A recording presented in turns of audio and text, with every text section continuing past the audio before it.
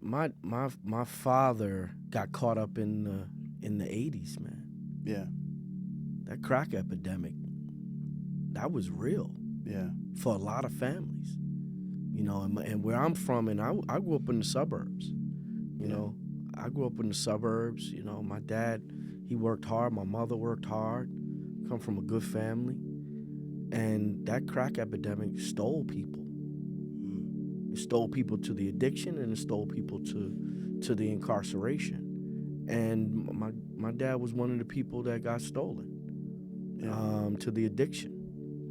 And so the opportunity as a young man in my 20s to be able to go get him from underneath the boardwalk and bring him into my home and make sure that he got into the right treatment was a blessing. Yeah. Because it made room for all my gifts. Double shoulder. You are undeniable. What's your superpower? You are undefeatable. I got goosebumps. You are the less than 1%. Even when it doubts you can't. Your path is your path. Stay committed, stay focused, be disagreeable, optimistic, and relentless.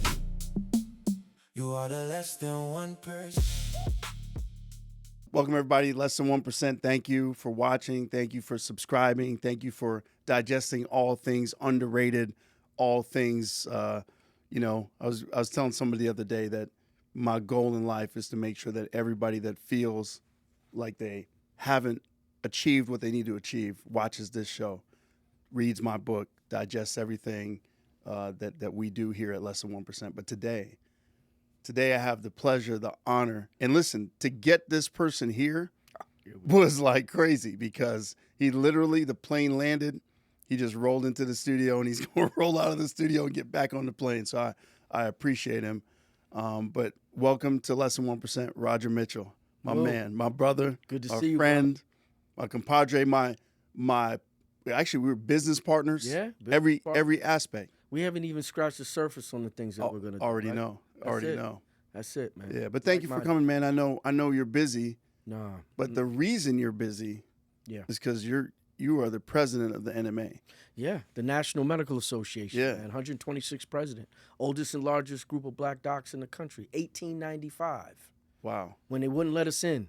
So that's crazy. Like, I mean, just, you probably are out all the time advocating for a group that a lot of people know of and some people don't know of, right? I mean, it's almost like that's a long time. Yeah, it's not even advocating for that group, right? We've been advocating for access to health care for black and brown and the disenfranchised and the disinherited since 1895. Wow. So whether people know it or not, we were advocating for women to become physicians when medical schools wouldn't let women become physicians. So we've been doing it for a long time. I mean, Daniel Hell Williams is one of our founders. He was the first open heart surgeon in this country, black man. Robert F. Boyd out of Tennessee. Charles Drew was a member. Montague Cobb. The list goes on and on. So, wow. So if there's a black prominent physician in history or today, the likes of it, including yourself, the likes of it, they're members of the National Medical Association. So tell us a little bit how, sort of the everybody, well, a lot of people see Roger Mitchell now. And they look around and I'm like, oh, Roger Mitchell, Roger Mitchell, look at him up there, My brother. But you tell us a little bit about that journey because, medical school, you decided to go to pathology. Dude, pathology that's not a specialty that just all of a sudden people think pathology. How did that journey go? Well, I went to undergrad at Howard University, the Mecca. By the way, they always leave me out. I did not go to Howard, so it's almost like I'm not in the club. No, well, there's a lot of us. There's a lot of us, There's right? a lot of y'all. There's a lot of us. So I went to Howard, and I knew I was pre-med, but I didn't want to become a doctor towards the end. I was tired. I worked multiple jobs. Yeah. I was doing a research project, HIV and AIDS research. We were taking DNA, we were doing recombinant DNA technology, taking DNA, putting it in bacteria and seeing whether or not we could infiltrate white cells Right. with bacteria that had DNA that could cure HIV. We were doing that research, groundbreaking 1995. And the same time the O.J. Simpson trial was happening. Wow. And I was listening to the O.J. So Simpson DNA is trial. just blowing up at that So time. DNA is coming out right Yeah. there. You Yeah. got it right on the point. And so forensics was talking about DNA, and I was doing DNA work. And so I made this decision. I said, man, what if I become a forensic scientist? So I became the first black man in FBI laboratories in 97, coming out of undergrad. And I bring this up because there were 3 positions for 250 applicants, and I did the math. Not quite less than 1%, but pretty but close. 1.2%. 3 positions. But if you take the 1 out of the 250, Yeah. then I'm less than 1%. Right. I became a forensic biologist.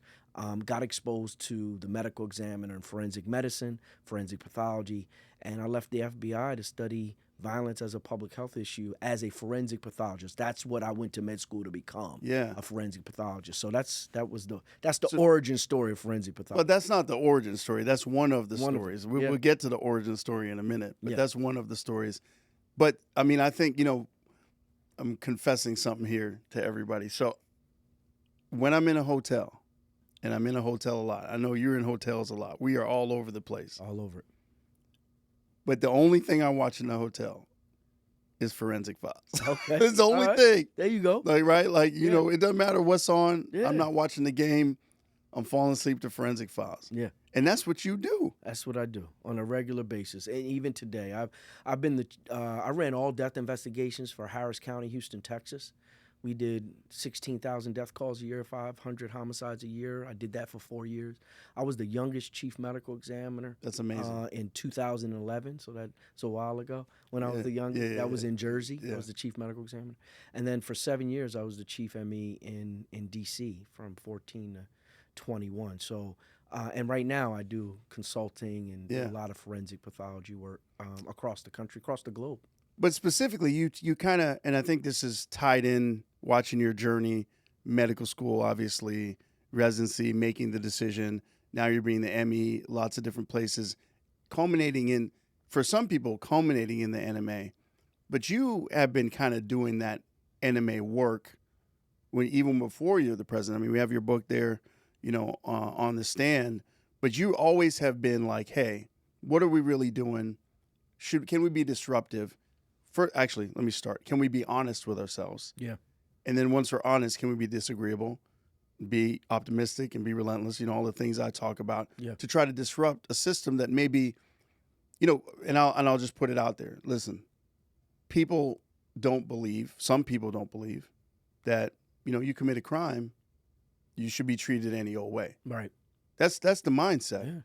For many of us. And you want to flip that mindset. You think that, hey, yes, they committed a crime. Yes, they should be locked up. That's what happens, right? For the people that it's pure that they're guilty. Sure. But then now, does that person deserve some basic human rights? Yeah. And that's you kind of write about that. Yeah, I write about that, and I was for those that listen to your podcast that are medical students, budding physicians, I was a first-year medical student when Amadou Diallo got killed. Yes, I remember that. Right, he was shot at 41 times, hit 19. He had entrance wounds in the soles of his feet. Man, he was on his back when he got shot. He was reaching for his wallet. Me and him were the same age when he got killed. Yeah. I was a first-year medical student. And I was, at that point, in 4 months later, or 3 months later, Earl Faison was beat to death by cops out of Orange and Newark, New Jersey. At this point, I said, if violence is a public health issue, because I left the FBI to study violence, shout out to our Surgeon General, Dr. David Satcher. He wrote the youth violence book, and that's what got me into violence prevention as a public health issue. But then they killed these brothers. Yeah. And so I was one of the first to write about police brutality, is what we called it in the past. Yeah. Police brutality as a health issue. in the Journal of the Student National Medical Association. So I've been looking at this issue of violence as a public health issue. Death in custody is what we call it now, as a public health issue, not just the homicidal deaths, but suicides, accidents, natural deaths, as a public health issue since 1998, 99.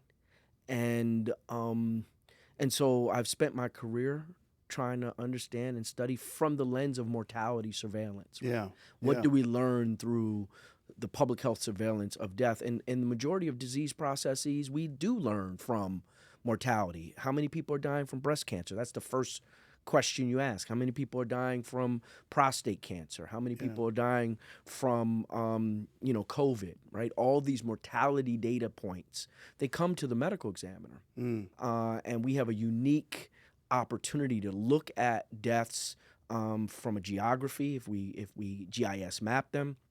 We have the ability to look at them through age, race, gender, degree of education, degree of job attainment. So understanding mortality in its full context can give you programs and policy that decrease mortality. And we'll get into it, but the premise of the book, I'll jump to the end. Yeah. The premise of the book is we don't know how many people are dying in the custody of our criminal justice system today, whether it's, natural pre-arrest, causes or whatever. natural causes, any phase of it. Yeah. We don't know. We don't have an accurate count of who's dying in our criminal justice system, and I think we should. I think we should put a checkbox on the U.S. standard death certificate that says death in custody, yes or no. And so we've been advocating that. I've been working on violence, been working on death in custody at the NMA for over 12 years. I've held the secretary position. I've held the vice speaker position. I've held the speaker position of the House of Delegates, president-elect, and now president, 126th president. So I've been serving this country, right? This country. I've been serving our community through the National Medical Association and through my brand of medicine, which is forensic medicine.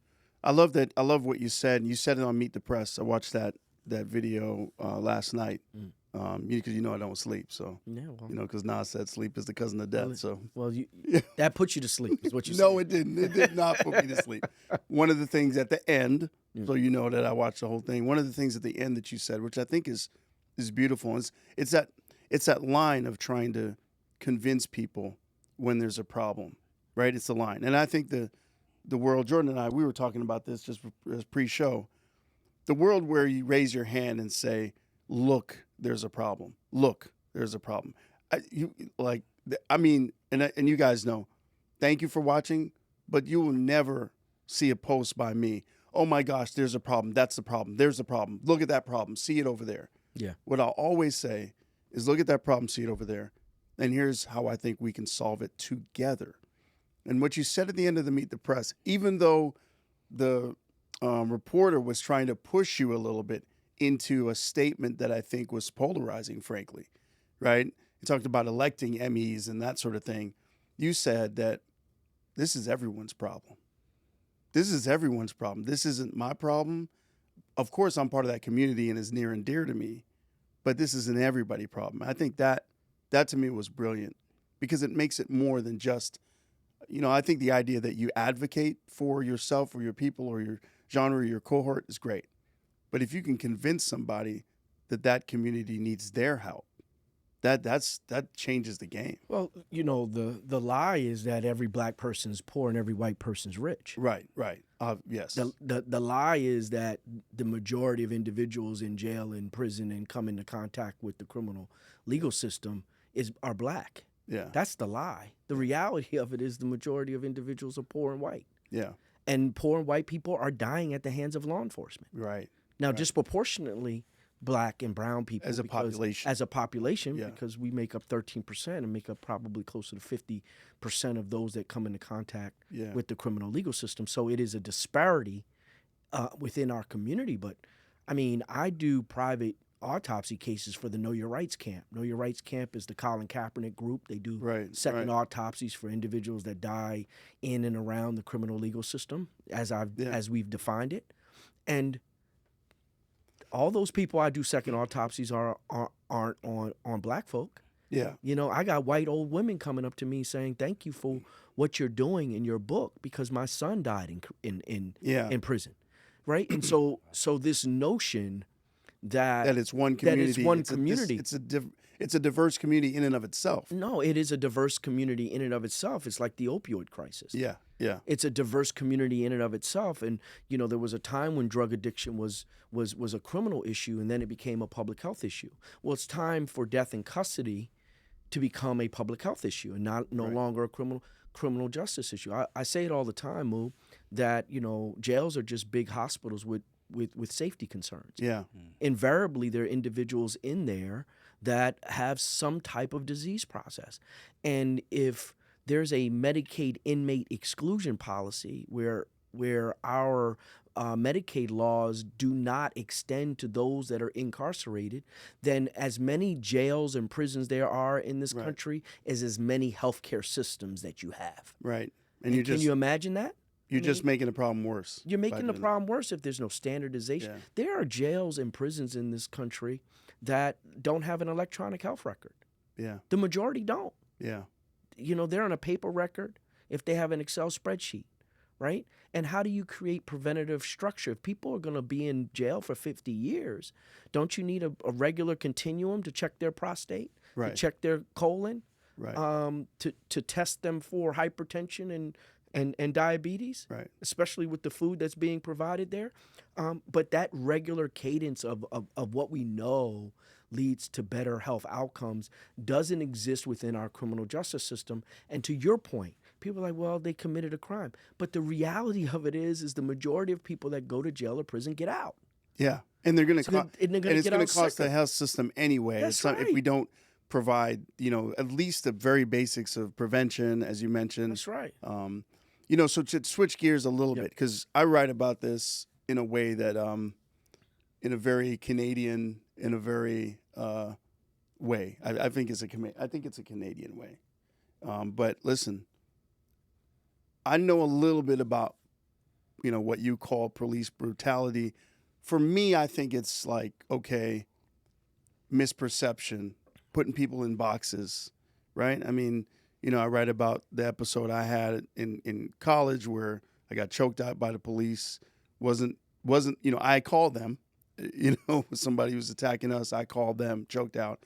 And then 20 years later, you know, in California, which is in New York to California, you know, I'm on the road spitting out gravel as people are passing by.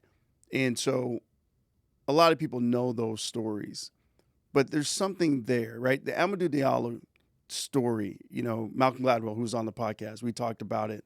You know, that was, I think his book Blink was the book where he talked about that quick second that, you know, you think like systemic problems, they don't always manifest in a systemic way. It's that blink, it's That's that right. moment.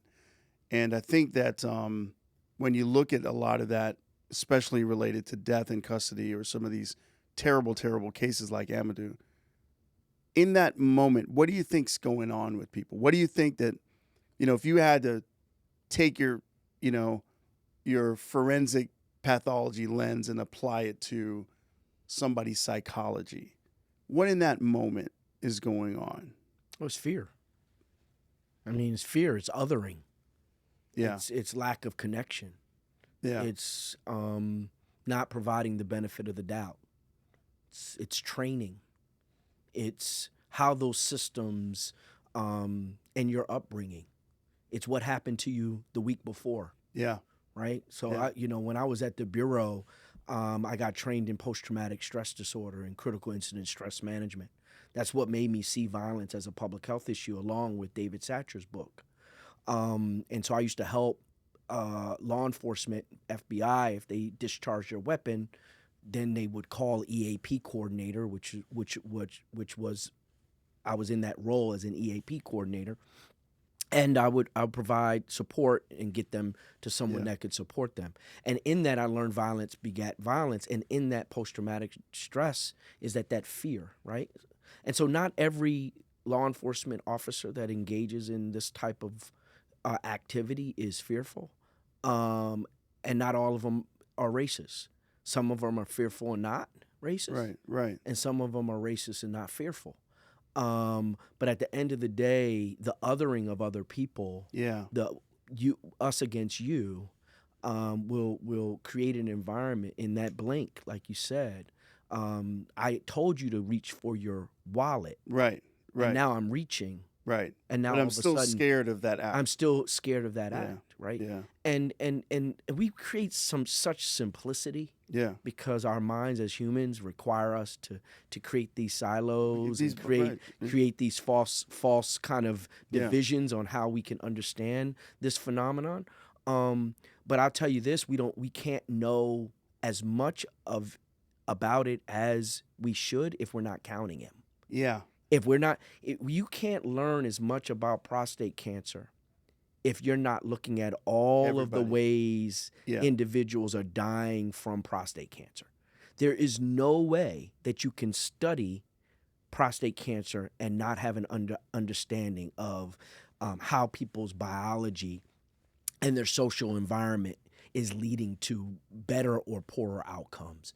And that's what we're asking for with death in custody, but that's what we're asking for with all areas of death, not just death in custody. I often say, Moo, that I see failed policy on my autopsy table. Yeah. That's one of the things that I say all the time because that's what made me want to become a hospital president. How does a forensic pathologist become a hospital president? It's because I was counting people that were dying from cardiovascular disease, and I was diagnosing their coronary artery disease. Post-mortem. Post-mortem. I'm their primary care provider. Yeah. I'm seeing their 90% atherosclerotic stenosis of their LAD. For those, that's the left anterior descending coronary. I'm seeing it. They didn't see it. They never got to a doctor. Their family had no idea that they were having chest pains. But I'm seeing the old scars and the new myocardial infarct in that heart tissue post-mortem. It's clear as day. It's not something that you have to run a test for. It's right there in front of you. I'm looking at it, and I'm looking at it under the microscope. Yeah. Right? So I have to ask you a question. Sure. I know, Jordan, you had something? Well, I mean, for those people who aren't doctors who are listening to this, Yeah. what did that mean? I'm asking for a friend.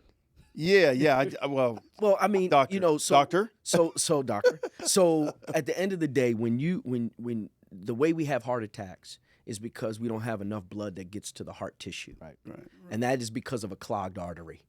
All those fancy words was I saw a clogged artery at autopsy when I did the dissection. That's it. Yeah. Nice. So it's interesting. I was whining about social media, right? And that's going to be my rant today. So that's serious. That's some serious stuff. But on the levity side, I want to know this because I'm seeing a lot of viral stuff on TikTok and Instagram about it. As an ME, are the bodies moving? Did you ever see a body move? Were you freaked out? Because I did this in medical school with the dead body, and I'm a night person. You know, I was a nocturnist. I was a ER nocturnist, so I'm going to the lab, the anatomy lab, at 3 a.m. Yeah. What's that? Yeah. That was you. That was you.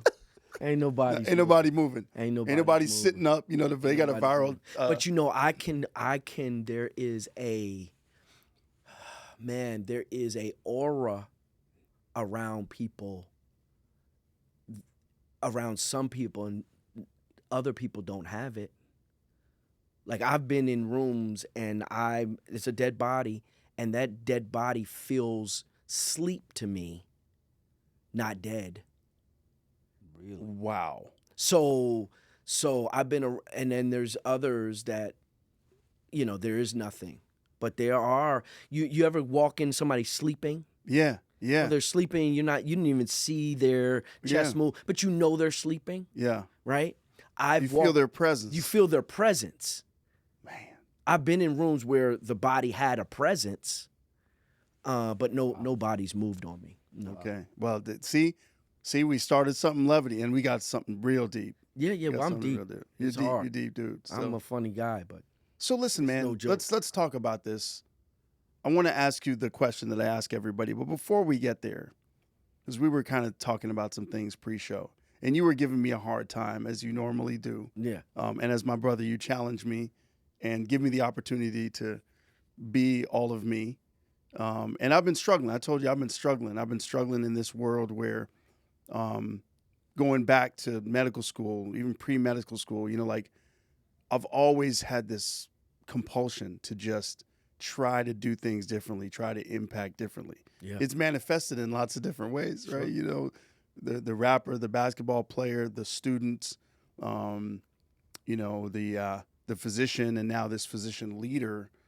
And I'll be honest with you, and y'all know I've been struggling with this a little bit, but these merging of worlds, it makes me nervous. Yeah. So I guess Yeah. Why? Why does it make you nervous? Now you're on the seat, right? now I'm on the seat. You want to switch? We should switch. I mean, at the But- it depends on why it makes you nervous. So I advocate for, I tell everybody, right? Society builds these boxes for you. You build these boxes for yourself, break out, disrupt them. And maybe the boxes that I have. And remember, just like you write about things in less than 1%, I'm writing about it. Yeah. But I am identifying a problem and working to solve it. That's right. But I'm not an expert at doing it yet, right? Like, I mean, I'm still trying. And I probably have these 5 or 6 boxes, and to try to push them together, the nervousness, I think, is, you know, and we talk about this all the time. In this environment, is this move going to resonate? Or will this move be accepted, you know, versus this environment? I think the answer is yes. You're a baller. You're a baller, I appreciate that. right? Yeah. If you're a baller, boy, before the game, no matter how much you practiced, Yes. no matter how prepared you are, Yeah. you're gonna be a little nervous. Yeah. It's part of It's just part of the game. It's part of the game. It's part of the game. It's part of the game. If you're not nervous, then do you really want it? Do you want to win the championship? If you're not, sometimes I'm nervous in practice. Yeah. Yeah.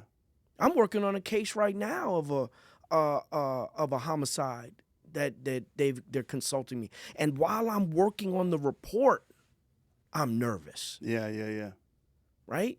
Because truth, when you're a truth teller, you know, and not to get too deep, but when you're a truth teller and you're a black man, there's every input in this society that says you better be nervous. And it's probably deeply psychological. I don't think Absolutely. it's like on the surface. It's not I on think- the surface. I think a lot of people like get caught up in sort of like, oh, what people say, but it is a deep ingrained kind of thing That's right. where you're like, hey, you know, can I reveal this aspect of who I am? Not because I'm selfish. And I think that's the key. You're not revealing it because you're selfish. You're revealing because you believe that it can have impact. Oh yeah, it's always about that. When you're on the court, it's always about the team. Yes, It's sir. always about Yes, the sir. win.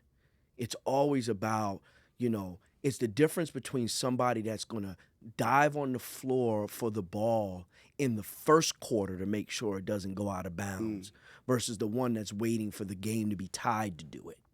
Right? It is that passion. It's what makes you what makes you the captain of the squad. It's what makes you, you know, Brunson. It's the one, you know, when it's clutch time. When you're down 30, you're Who do you still the get- same guy. who are you going to give the ball to? Yeah. Right? And 100%. who does people trust? Man, I'll trust you with the ball, Moo. Oh, You see what I'm Appreciate saying? it. Like, we just Appreciate it. getting started. I'm trusting you with the ball. I appreciate it. Because the amount of lives that are in your hands, you know, obviously you'll say, yeah, it's the whatever thousands of doctors that are work for Vitality and all of that, and it's the thousands, and they're the ones taking care of the patients. But okay, let's boil it all the way up, right? Yeah.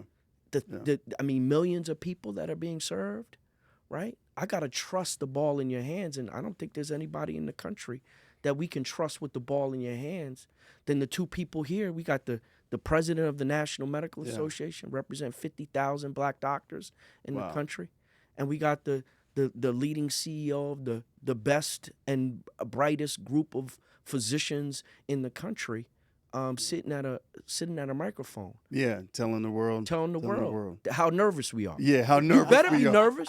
That's crazy. You better be. That's crazy. You would be a robot if you weren't Right. nervous. Right.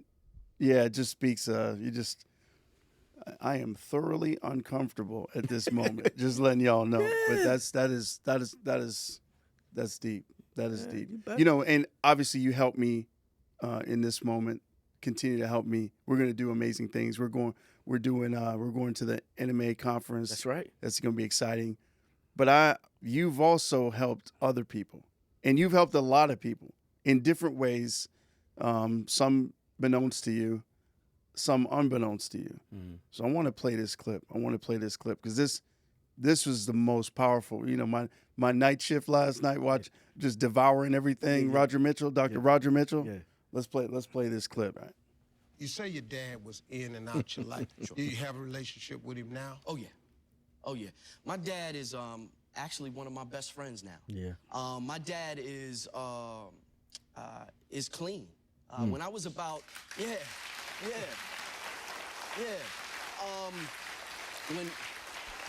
when I was about 22, he called. When he got to the point where he was down and out, it was important for him to call out. He knew he needed help, so we went and got him. I went and brought him into my home. I was at the bureau then. Had to let my chief know, hey, I'm bringing my dad into my house now, you know. So I brought him in. We worked it out, man. I got him into outpatient program, then got him into an inpatient program. And when he went into the inpatient program, let me show you how God works. That was my time to move on to medical school. So, I mean, it couldn't have been orchestrated better. So now my dad is a substance abuse counselor at the Veterans Hospital. Wow. Yeah. Don't Google right there.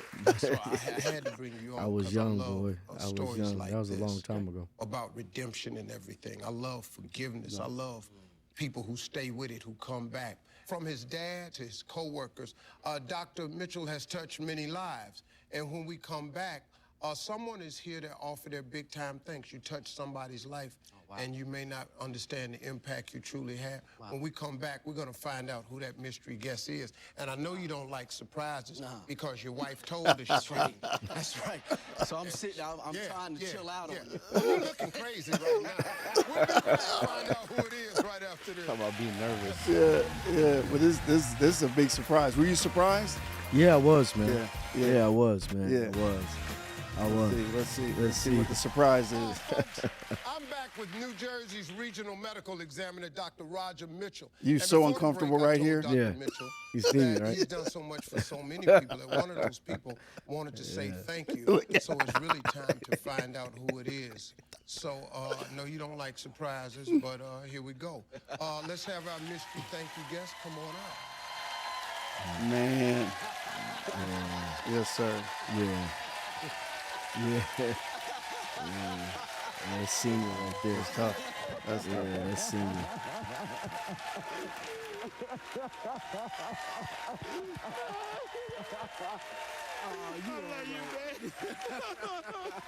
Wow. That's I love you too, man. Come on in, man. Come on over here and sit down.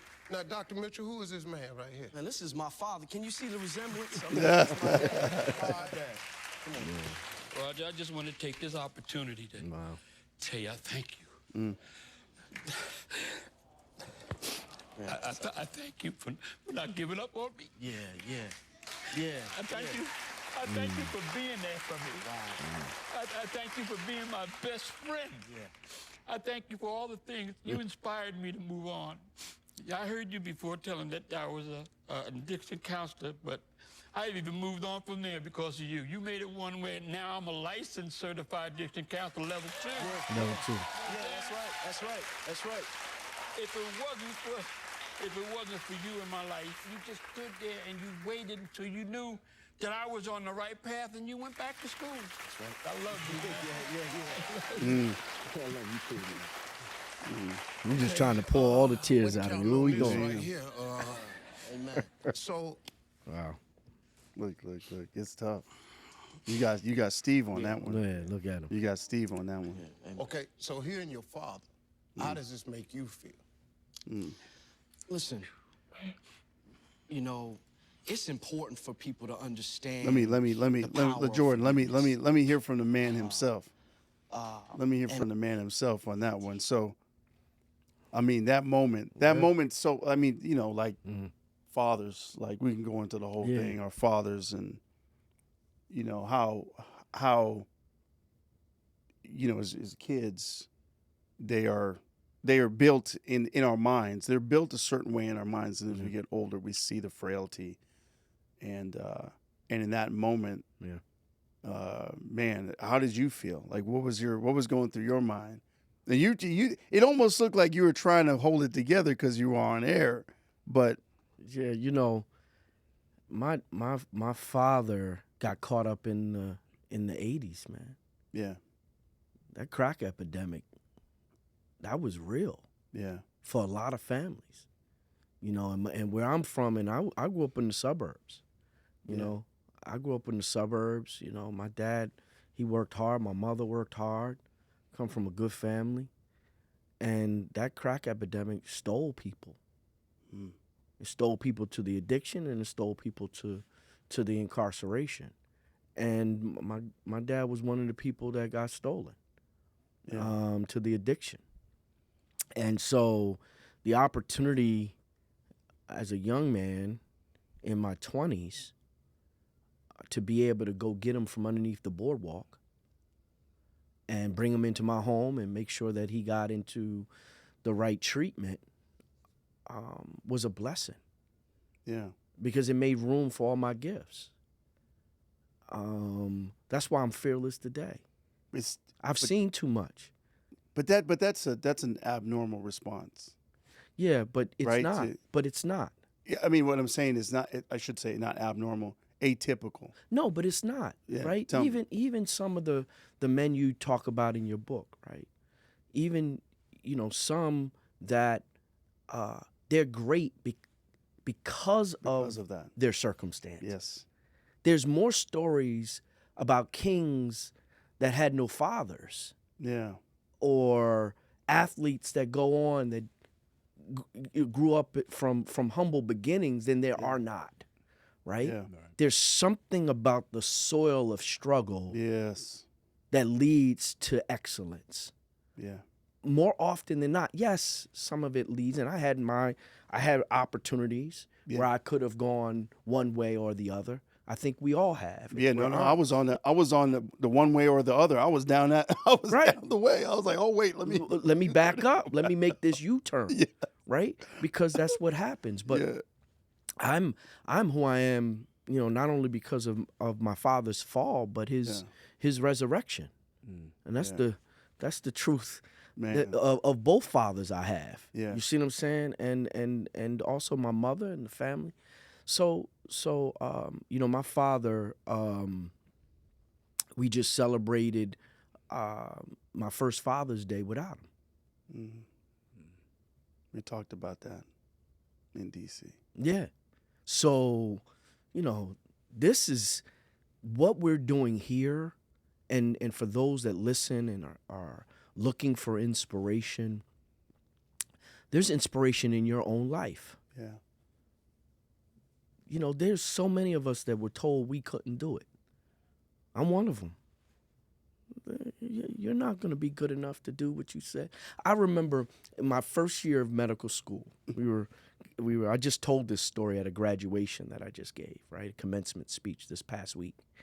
And we were all in a circle. It's about, they broke the entering class up into 3. So there's about maybe 50 to 70 people in this group. And they go around and say, what do you want to be when you're done medical school? And it's like, I want to be a pediatrician, and I want to be a surgeon, an OBGYN. And they get to me. And I said, I want to be the chief medical examiner of New Jersey. You did say that. And the professor laughed at me. Wow. He said, you need to just worry about getting out of medical school. Wait. I thought we were going around. Yeah. I thought everybody was going around telling what type of doctor they want to be. Everybody had a chance. I didn't just raise. Everybody had an opportunity to say who they were going to be. And when it got to me, it was funny. Yeah. Didn't everybody have to worry about graduating medical school? Yeah. So the haters, the naysayers, those that don't believe in your vision and your dream, they will always be there. I think the power of what you said. I mean, I start with the book. I started the book with conversation with my coach, my executive coach at the time. And I think that's the ones I always remember, you know, are those individuals that were in their position to help you. I think the idea of a hater, to me, a hater is like a hater, like, you know, rap thing. You know, you hate it. Oh, that's my hater, whatever. But I think the frenemy, as the kids say, you know, I think the frenemy, which in this case, there's another word for someone who's responsible for making sure you achieve, who says, nah, you can't do it. There's something powerful for some of us. I think for others of us, it's devastating. And Well, I take it back to the blink. Yeah, yeah. What was in that blink? Yeah. Was it the same blink that made someone shoot Amadou Diallo 41 times? That made him say that to me? Yeah. Right? It's the same blink. It's the same blink, and it's the same blink, and it's so complex to really fully understand, because I don't think that in that blink that you can analyze it, but I don't think people are being fully honest in that moment. Yeah. If somebody would just say, listen, man, listen, Roger, I've seen you, I'm like, there's no way. The way that you act and the way that you dress and what you do, that you're going to be able to achieve that. I can take that. Yeah. You know? I mean, I'm going to wear a suit at your event, but if you give me a choice, I'm not going to wear one, right? And I think that's... Well, and that's the choice I got on the podcast. There was a choice. I said, I didn't got to put on a collar. I know where I'm going. Right. I told my wife on my way. I said, he not the only one with T-shirts. I got T-shirts. I had to figure out which one I was going to wear. Yeah, right. I said, let me go classic black, because I know that's where I'm going to be. That's where I'm going to be, yeah. But you know, something to be said about resilience. You know, you have all these books behind you. I see this anti-fragile. Yeah. I mean, if you're going to be successful, if you're going to be the less than 1%, then you have to understand that your self-worth, your worth has to be greater in you than it is in the world. Yeah. Right? And where does that come from? And myriad of people will have different reasons why and where it comes from. Yeah. Right? Me, I'm a deeply spiritual guy, so I, believe my power comes from above, right? And then my circumstances and what I've lived and the thousands of families that I've made promises to. Yeah. In the death of their loved one, right? Gives me a different lens. I think. No, please. No. I think that the thing that's ringing in my head is what Dion says about confidence, and he said it at a conference, at a press conference for Colorado. But it's part of what you said resonated with me, and he says, "Hey, confidence is not my problem. It's your problem. Yeah. It's the way you perceive what I'm doing. I'm confident about what coach." And think about this. It's so crazy, right? For Dion, what coach goes up there and says, listen, I want to lose.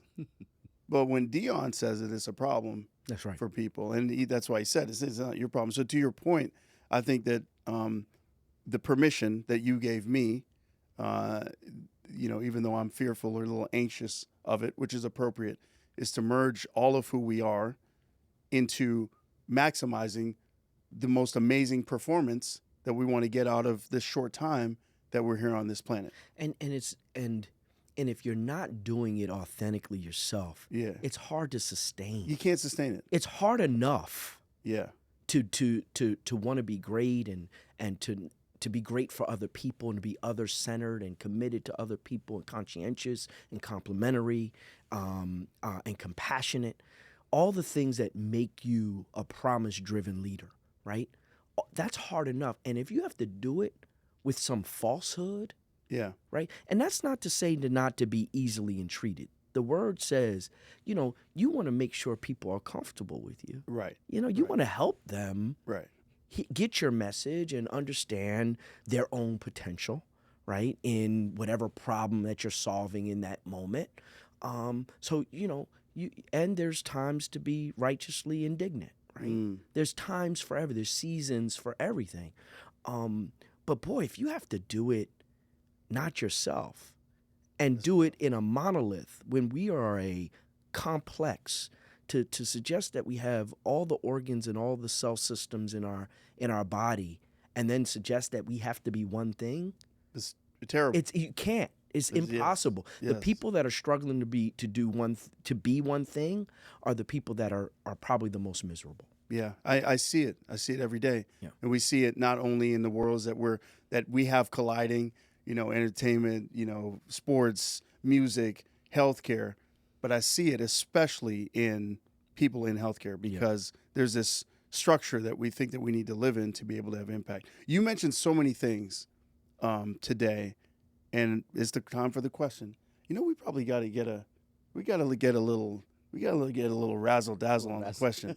What you doing, Jordan? I mean, we got to, we need to have. No, you can't do it right now. I know you want to try to go do it real quick, but we need a little, 15-second sizzle on the question. Yeah. Because it's the question I ask everybody. Okay. And it's, I think more importantly with the question, it gets people thinking. Hopefully, sometimes I like that they haven't thought about it before, but I think people are out there really struggling with, hey, what's my impact in the world, and what do I use to be able to impact the world? So the question is, what is Dr. Roger Mitchell Jr.'s superpower? Wow. I think probably it's such a cliche, though. Let's hear it. It doesn't mean I'm going to agree with it. Yeah. I mean, no. You ain't watched the show. It doesn't mean that hold on, let me put my your Sprite there. Hey, let me tell you, Sprite. Where you at? Hilarious. Look my Sprite down. Listen, it doesn't mean that you tell me this superpower, and I'm like, oh yes, Dr. Roger Mitchell, superpower. Yeah. Let's move on to the next question. Yeah. That's not this podcast. Yeah. This podcast, you tell me it, and then I look at Jordan and I think about it, knowing you and from what you just told me, and then I kind of push you a little bit. So just start with where you want. I'm gonna start like high level. I think love is my superpower, man. You got to say more. Man, I love people, man. I love people so much that I help, and it shows up different for different people, depending on what type of love they need. It might be hard love, it might be intimate, it might be distant, but it might be service, it might show up as service. But I'm a forensic pathologist that actually loves people, man. That's right, which is so ironic, right? And in some ways, and my wife will tell you that sometimes I get sick of people. Yeah. Because I love them so hard, I want to see them do better. So yeah, I think it's love, man. And so all this stuff, everything that I'm doing, is not only to give love, but selfishly, because I believe in selflessness. Yes. Is to get love. Yeah. It goes back to the trauma on that screen. Yeah. You mentioned something that I think is so true. Introversion. There's multiple ways to be introverted. Yeah. But one of the ways that people are introverted, I think, is they care so just intimately and deeply with people that they're nervous, they're scared to be in environments where they have to do that one. They just don't have the energy to be able to do it with that many people. Yeah, I'm an empath. Yeah. I can feel people's emotion. I know how people are showing up. Dr. I Mitchell, can meet them there. You just said that you felt the aura from dead people, so we gotta.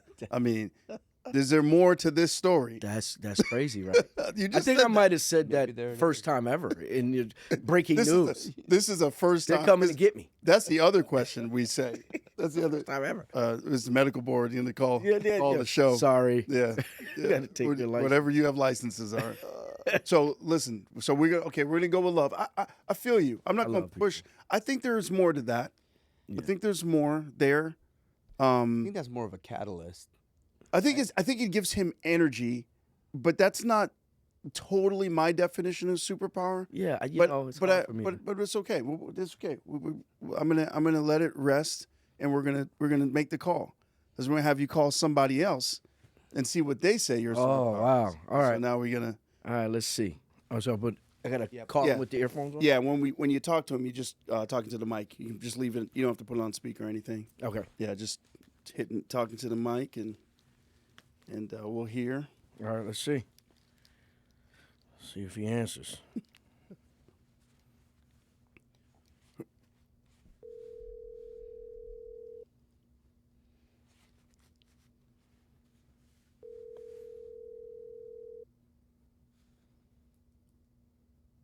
Hello? Yo, it's Raj. Yes, sir.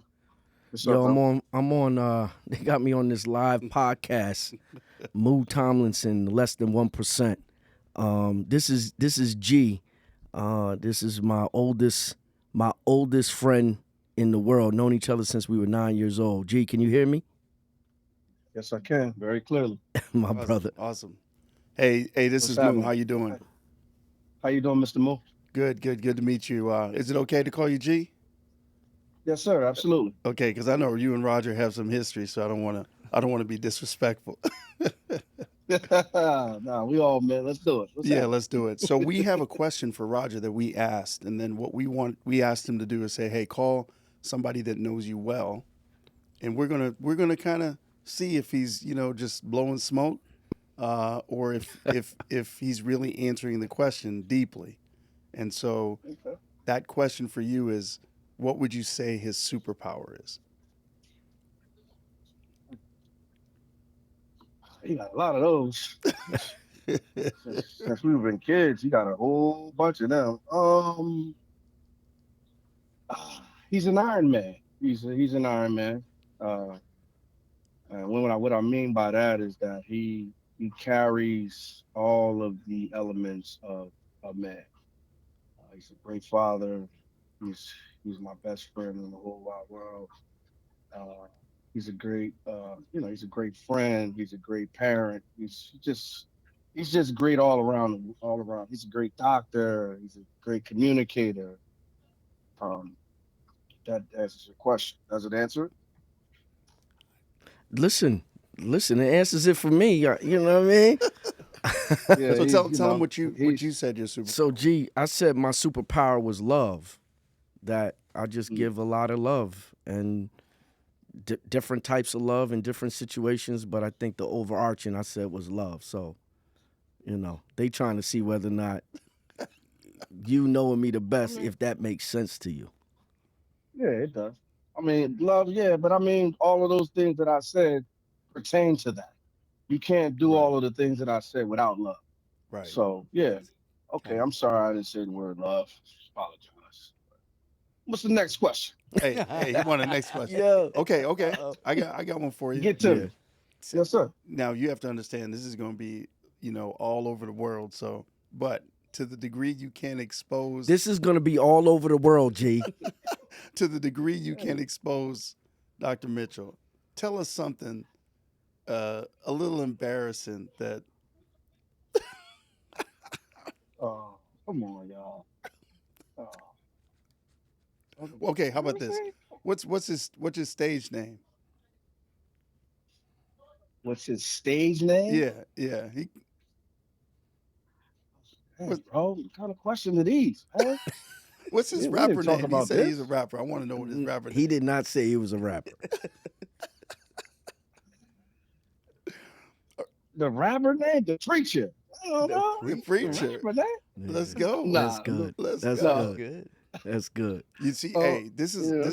this has to be your boy, because he's not going to out Yeah, you this- on any. Nah, he ain't going. That's why he said, "What kind of questions are these?"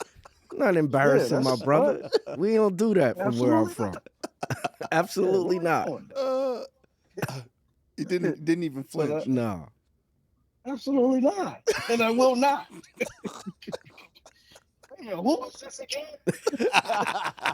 Word. Yeah. You know what I'm saying? Did you say your name was Musa? Yes, sir. Yes, sir. And All we right. want to get your credit number and your social security number. Absolutely not. Oh man. Well, listen, I appreciate you. I know. Sorry to take time out of your day, but it was a great call. I appreciate you. Nah, no problem at all. No problem at all. Gentlemen. Gee, I'll hit you Appreciate later, y'all. baby. Love you, man. All right. Love y'all. Peace. Peace.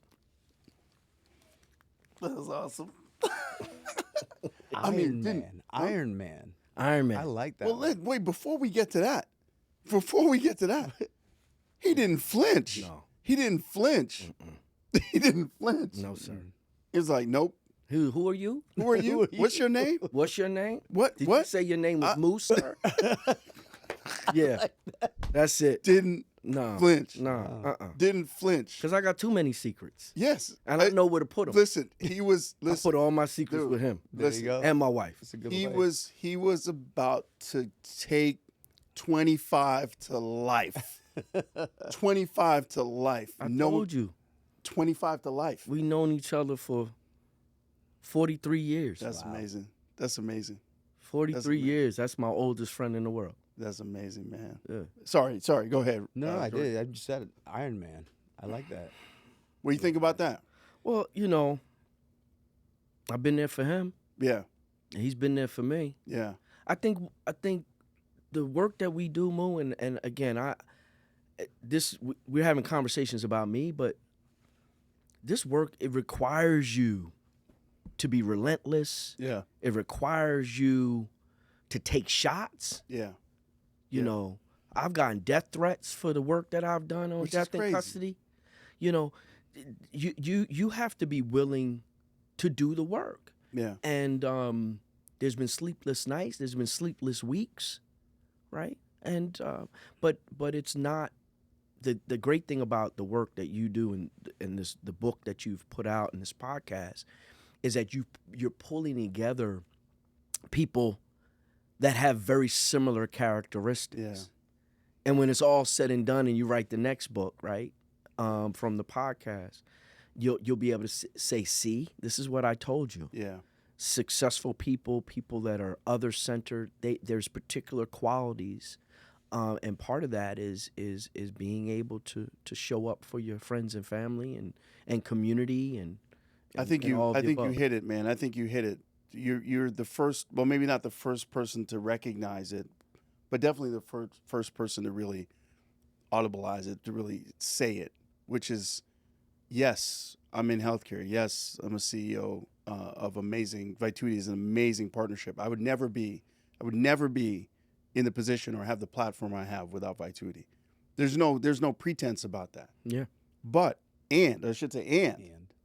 and I believe that healthcare's problems are broader than just a group of physicians in a room, in some dark, smoky room, making decisions about people. That's right. You have to know people. That's right.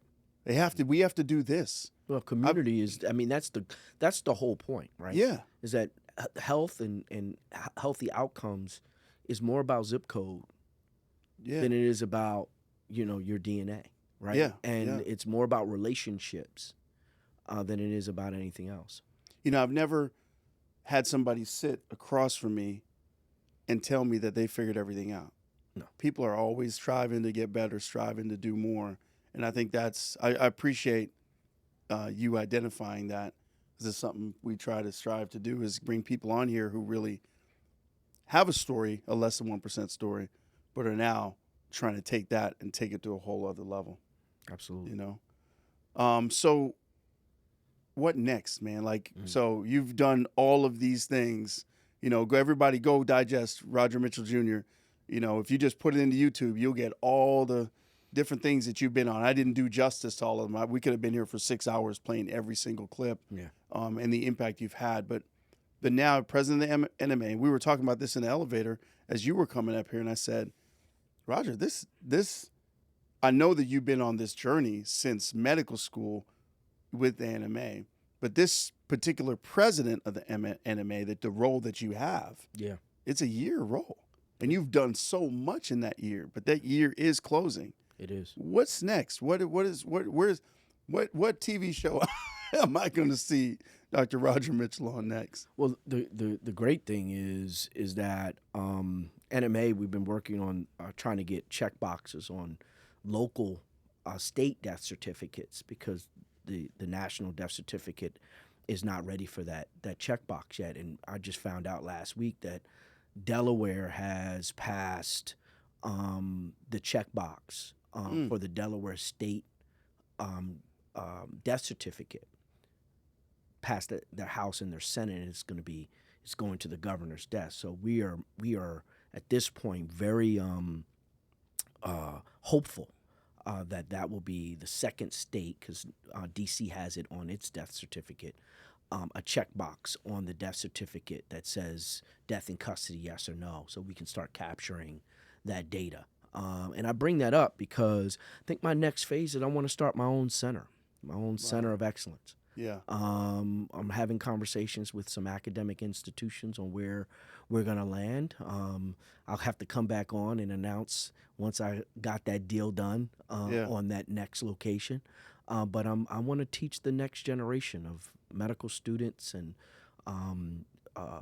MPHs and Masters of Public Health and law students in an interdisciplinary way, the global practice of death investigation, how you use mortality surveillance to establish policy and programs.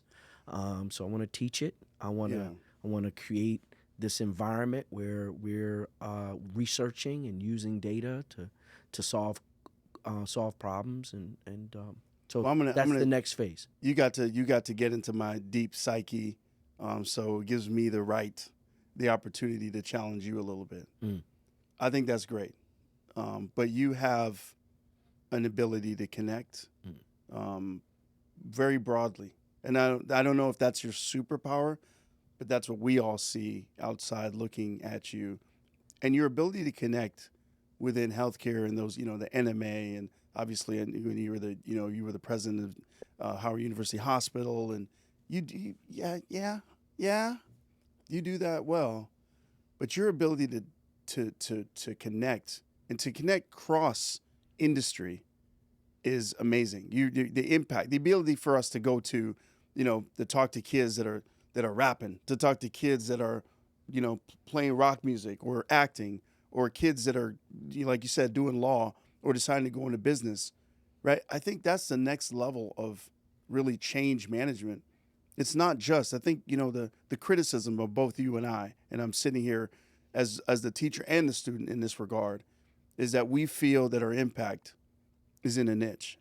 And I think if you look back historically at a lot of the names you mentioned, there are new names that have to be now, that 50 years from now, they need to say those names. And I think that you have an ability to be cross-industry, cross-niche. The messages that you bring, yes, they're particular to, those who die in custody, they're particular to being a medical examiner, but they're also will deeply resonate with people just trying to be better, just trying to get better. So I'm going to push you a little bit. No, I know you do it, and you maybe not telling us everything, but no, I think that in your future, that's somewhere where you could, really 100% move. I mean, I'm not going nowhere. I mean, I got more books in me. Yes. I'm a minister. I support men in their manhood. I support marriages. My wife and I, there's so much. I won't be put in a box. Yes, sir. And so I'm outside, as the kids would say. Yes, sir. Yes, sir. And then we have work to do. Yeah. The one thing that I'm working on as well is a physician burnout retreat center. Let's go. And I'm doing some work with a colleague where we have 30 acres in the Chesapeake and a mansion to support physicians that need to retreat in a full program. So there's things like that, and then we have work that's all over the globe too. That's so awesome. So we're gonna have opportunity, but this notion of being able to motivate the next generation of physicians and future physicians. I call it the mirror of relevancy. People have to see us. Yeah. And you do it well with your foundation, with CARES, being able to be visible so that people can say, wow, I didn't know the dude with all those tattoos. I got my tattoos covered up. I didn't want to scare y'all over here. I see you. Don't make me take my jacket off. But they need to be able to see and be like, man, I can be a doctor. Yeah, absolutely. And so I have a foundation where I can pour into young people and get them to want to be a physician of any type, but particularly forensic pathologists. There's 850 forensic pathologists in the country. We need about 1,500 to support this nation appropriately. Only 50 of them are black. My center, I want the balance of that 1,500 to 850. I want them to come through my center. Yeah, yeah. I want them to come through my center, no matter what their creed, religion, race.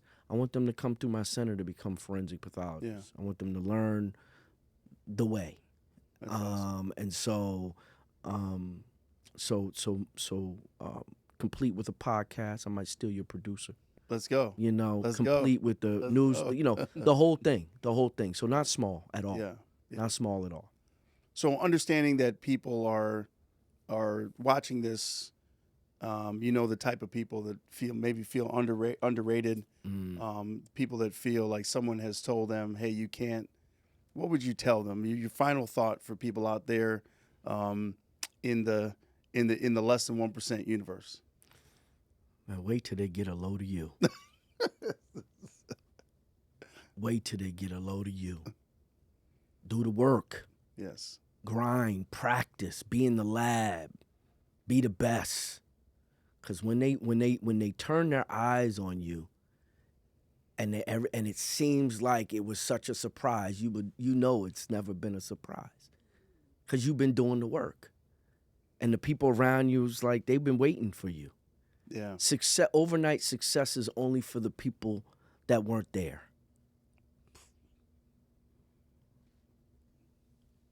I've been coming. We talk about I made it to the less than 1% podcast, but I've been on my way. Yeah.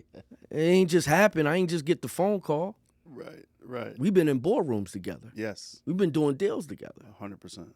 You know, moving millions of dollars together. Yeah. Right? Yeah. So you know, the people that feel undervalued, boy, work. Hard work is undefeated. Man, work. Grind. Yeah. You know, and they'll remember your name after after it. Yeah. If that's what it is, but at the end of it, they're gonna remember how you made them feel. Yeah. They're gonna remember how you served them. And if you're doing it for yourself, then you missed it. But if you're doing it to serve others, then boy, the whole world is yours. I've been learning on this podcast to stay quiet when somebody says something profound, and I think that is the mic drop. We can't drop these things because they cost Jordan a lot of money. That's a lot. But you know, I just want to say, man, listen, many more conversations. Thank you for coming. I know you're busy. Y'all don't know how busy. No, I don't want him to apologize for nothing and say he's not busy. He is very busy. I'm busy with this. He's very busy, and I know how hard it is when you're busy. Trust me, I've been there to dive in and be present, and we appreciate it. So I know you're going to downplay it, but thank you. Thank you, Roger Mitchell. It's amazing. Please go out, digest everything, Dr. Roger Mitchell Jr. Digest everything. Go read his book. You know, just look him up on YouTube, look him on podcasts, follow him, LinkedIn, President NMA, everywhere. Digest what he says, because I'm telling you, this doctor right here is changing and will change the world. So I appreciate you. Thank you for watching. Thank you, brother. We got something for you, too. Yes. Oh, shoot, hey, you got to add this back. Yeah, no, it's recording. This back? Well, I have something for you. Okay. Yeah, so I know it. Whatever it is. It fits the black. Oh, so we got this. We got a hoodie with everybody. Here it is. Yeah. Whoa, wait, hold on. Let me. Oh, see, nice. Everybody there. Yeah, less than 1%. Yeah, it's a good hoodie too. Yeah. Is that DC? It's that Pima card. It's that DC hoodie. This that real. It's that real stuff right here. Let's put it up for the camera. Yeah, let's go. Absolutely. Thank you, man. I appreciate it. Oh, it's got the one in the front. Yes, sir. Yes, sir. Appreciate you, man. Thank you, brother. All right. Appreciate you. Yeah. You've been through the fire, but you did not burn. They didn't know you were forged in the fire.